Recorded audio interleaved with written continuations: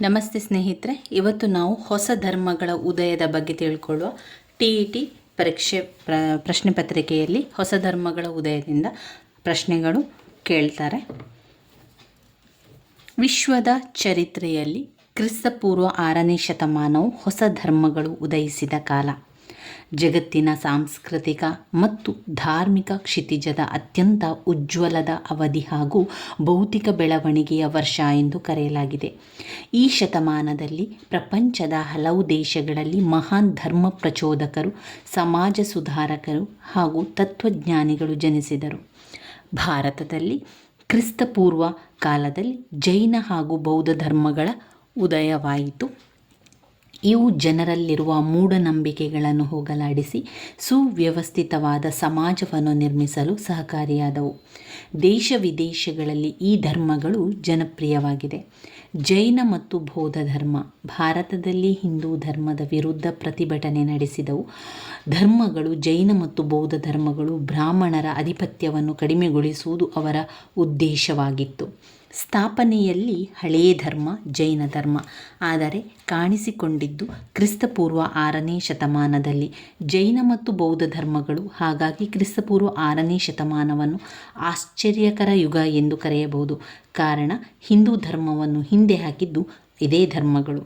ಹಿಂದೂ ಧರ್ಮದಲ್ಲಿ ಹೆಚ್ಚಾದ ನ್ಯೂನತೆಗಳಿಂದ ಜೈನ ಮತ್ತು ಬೌದ್ಧ ಧರ್ಮಗಳ ಸ್ಥಾಪನೆಗೆ ಕಾರಣವಾಯಿತು. ಜೈನ ಮತ್ತು ಬೌದ್ಧ ಧರ್ಮಗಳು ಹಿಂದೂ ಧರ್ಮದಿಂದ ಆದ ಎರಡು ಧರ್ಮಗಳು. ಇಲ್ಲಿ ನಾವು ನೋಡಬೇಕಾಗಿರುವಂತಹ ಮತ್ತೆ ಪ್ರಶ್ನೆಗಳು ಜೈನ ಧರ್ಮದ ಬಗ್ಗೆ.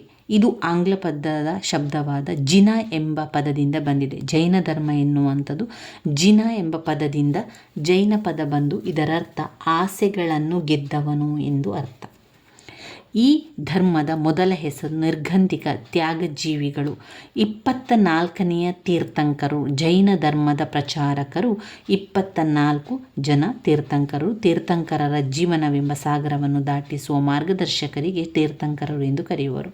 3 ಜನ ಪ್ರಮುಖ ತೀರ್ಥಂಕರು: ವೃಷಭನಾಥ, ಪಾರ್ಶ್ವನಾಥ, ಮಹಾವೀರ. 23ನೇ ತೀರ್ಥಂಕರರಲ್ಲಿ ಜೈನ ಧರ್ಮದ ನಿಜವಾದ ತೀರ್ಥಂಕರ ಪಾರ್ಶ್ವನಾಥ. ಈತನು ಕಾಶಿಯ ಅಶ್ವಸೇನ ಎಂಬ ರಾಜನ ಮಗ. ಇವನು ಶ್ವೇತಾಂಬರನಾಗಿ ಧರ್ಮ ಪ್ರಚಾರ ಮಾಡಿದ. ಅವರ ಲಾಂಛನ ಹಾವು. ಪಾರ್ಶ್ವನಾಥನು ಬೋಧಿಸಿದ 4 ತತ್ವಗಳು: ಸಾರ್ವತ್ರಿಕ ಸತ್ಯ, ಅಹಿಂಸೆ, ಹಿಂಸೆ ಮಾಡದಿರುವುದು, ಆಸ್ಥೇಯ, ಕಳ್ಳತನ ಮಾಡದಿರುವುದು, ಅಪರಿಗ್ರಹ, ಸಂಪತ್ತಿನ ವ್ಯಾಮೋಹ ಇಲ್ಲದಿರುವುದು. ಅನೇಕಾಂತವಾದ ಎಂದರೆ ಪ್ರಕೃತಿಯಲ್ಲಿರುವ ಪ್ರತಿಯೊಂದು ವಸ್ತುವಿಗೂ ಆತ್ಮವಿದೆ. ಪಾರ್ಶ್ವನಾಥನು ಸಲ್ಲೇಖನ ವ್ರತ ಆರಂಭಿಸಿದನು. ಉಪವಾಸ ಮಾಡಿ ದೇಹವನ್ನು ತ್ಯಜಿಸಿದನು.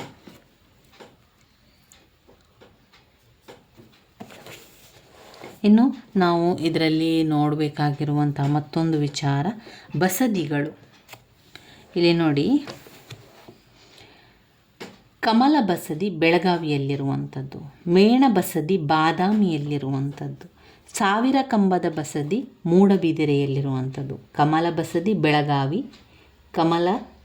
ಬೆಳಗಾವಿ, ಮೇಣದ ಬಸದಿ ಬಾದಾಮಿ, ಸಾವಿರ ಕಂಬದ ಬಸದಿ ಮೂಡಬಿದಿರೆ. ದಕ್ಷಿಣ ಭಾರತದ ಜೈನ ಕಾಶಿ, 2ನೇಯ ಕಾಶಿ ಶ್ರವಣಬೆಳಗೊಳ.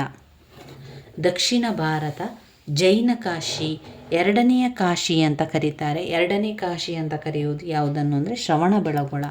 ಚಾವುಂಡರಾಯ ಬಸದಿ. ಕನ್ನಡದಲ್ಲಿ ರತ್ನತ್ರಯರು ಎಂದು ಖ್ಯಾತಿ ಪಡೆದ ಜೈನ ಕವಿಗಳು ಪಂಪ, ಪೊನ್ನ, ರನ್ನ. ಈ ಪ್ರಶ್ನೆಯನ್ನು ಕೇಳಿದ್ದಾರೆ ನೋಡಿ. ಪಂಪ, ಪೊನ್ನ, ರನ್ನರು ಏನೆಂದು ಪ್ರಖ್ಯಾತರಾಗಿದ್ದಾರೆ? ಪಂಪ, ಪೊನ್ನ, ರನ್ನರು ರತ್ನತ್ರಯರು. ಪಂಪ, ಪೊನ್ನ, ರನ್ನ ರತ್ನತ್ರಯರು ಎಂದು ಖ್ಯಾತಿ ಪಡೆದಿದ್ದಾರೆ. ಕನ್ನಡದ ಆದಿಕವಿ ಯಾರು? ಕನ್ನಡದ ಆದಿಕವಿ ಪಂಪ. ಜೈನರು ಹೆಚ್ಚು ಇರುವ ರಾಜ್ಯಗಳು ರಾಜಸ್ಥಾನ ಮತ್ತು ಗುಜರಾತ್.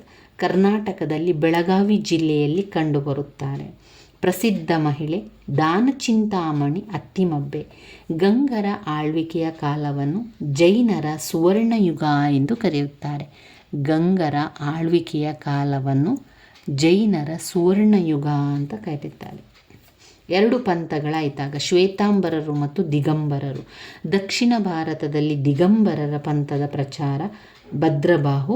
ಜೈನರ ಸ್ತ್ರೀಯರ 2 ಸಂಘಟನೆಗಳು ಸರ್ಮಿಣಿ ಮತ್ತು ಸರವಿಕರು. ಉತ್ತರ ಕರ್ನಾಟಕದಲ್ಲಿ ನೂತನವಾಗಿ ನಿರ್ಮಾಣಗೊಂಡಂತಹ ಜೈನ ಕೇಂದ್ರ ವರೂರು ಹುಬ್ಬಳ್ಳಿಯಲ್ಲಿರುವಂಥದ್ದನ್ನು ಕಾಣ್ಬೋದು.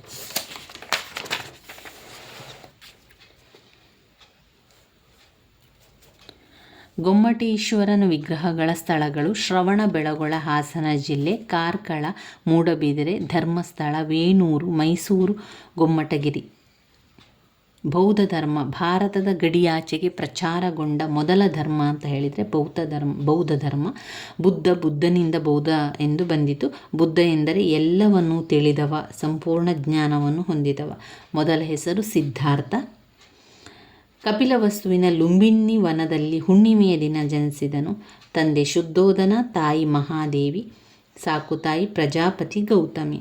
ಭವಿಷ್ಯ ಹೇಳಿದವನು ಅಶಿತ ಮುನಿ, ಯಶೋಧರೆ ಪತ್ನಿ.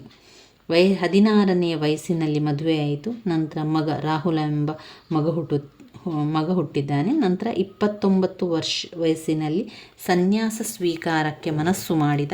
ಆಗ ಹುಟ್ಟಿದ ಮಗುಗೆ ರಾಹುಲ ಎಂದು ಹೆಸರಿಟ್ಟ. ರಥಚಾಲಕ ಚೆನ್ನ. 4 ದೃಶ್ಯಗಳು ಅವನನ್ನು ಬದಲಾವಣೆ ಮಾಡಿರುವಂಥದ್ದು. ಬುದ್ಧ ಕಂಡಂತಹ ದೃಶ್ಯ: ವೃದ್ಧ, ರೋಗಿ, ಶವ, ಸನ್ಯಾಸಿ.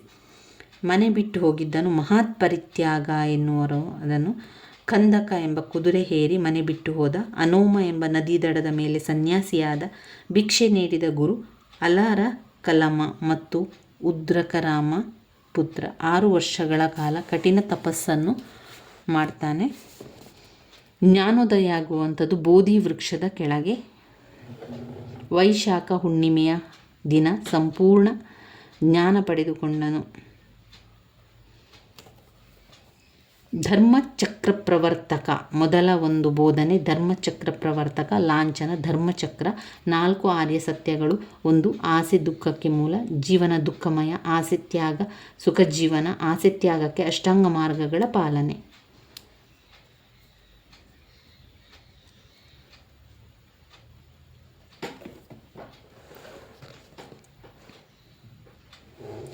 ಇನ್ನು ತುಂಬ ಸಲ ಕೇಳಿರುವಂತಹ ಪ್ರಶ್ನೆ, ಬೌದ್ಧ ಸಭೆ ಎಲ್ಲೆಲ್ಲ ನಡೆದಿದೆ ಅಂತ. 4 ಕಡೆ ನಡೆದಿದೆ. 1 ರಾಜಗೃಹ, 2ನೆಯ ಸಭೆ ವೈಶಾಲೆ, 3ನೇದು ಪಾಟಲಿಪುತ್ರ, 4ನೆಯ ಒಂದು ಸಭೆ ಕುಂಡಲಿವನ. ಒಟ್ಟು 4 ಸಭೆ ಬೌದ್ಧ ಸಮ್ಮೇಳನ ನಡೆದಿರುವಂತಹ ಸ್ಥಳದ ಬಗ್ಗೆ ಪ್ರಶ್ನೆಗಳು ಹಲವು ಬಾರಿ ಬಂದಿದೆ. 1 ಮೊದಲನೆಯದಾಗಿ ರಾಜಗೃಹ, 2 ವೈಶಾಲಿ, 3 ಪಾಟಲಿಪುತ್ರ, 4 ಕುಂಡಲಿವನ. ತ್ರಿರತ್ನಗಳು ಬುದ್ಧ ಧರ್ಮ ಸಂಘ ತ್ರಿರತ್ನಗಳು. ಕುಂಡಲಿವನ 4ನೆಯ ಸಮ್ಮೇಳನ ಕಾಶ್ಮೀರದಲ್ಲಿ, 3ನೇ ಸಮ್ಮೇಳನ ಪಾಟಲಿಪುತ್ರ, 2ನೇ ಸಮ್ಮೇಳನ ಸಭೆ ವೈಶಾಲಿಯಲ್ಲಿ. ರಾಜಗೃಹ ಮೊದಲನೇದು. 1 ರಾಜಗೃಹ, 2 ವೈಶಾಲಿ, 3 ಪಾಟಲಿಪುತ್ರ, 4ನೇದು ಕುಂಡಲಿವನ. ಇವಿಷ್ಟು ನಾವು ಹೊಸ ಧರ್ಮಗಳ ಉದಯದಲ್ಲಿ ತಿಳ್ಕೊಳ್ಬೇಕಾಗಿರುವಂಥ ವಿಚಾರಗಳು. ಮುಂದಿನ ವಿಡಿಯೋದಲ್ಲಿ ನಾವು ದೆಹಲಿ ಸುಲ್ತಾನರುಗಳ ಬಗ್ಗೆ ತಿಳ್ಕೊಳ್ಳುವ ಸ್ನೇಹಿತರೆ. ನನ್ನ ವೀಡಿಯೋಸ್ ಎಲ್ಲ ನಿಮಗೆ ಇಷ್ಟ ಆಗ್ತಾ ಇದ್ದರೆ ಲೈಕ್ ಕೊಡಿ, ಶೇರ್ ಮಾಡಿ, ಹಾಗೆ ಸಬ್ಸ್ಕ್ರೈಬ್ ಮಾಡಲಿಕ್ಕೆ ಮರಿಬೇಡಿ. ಧನ್ಯವಾದಗಳು.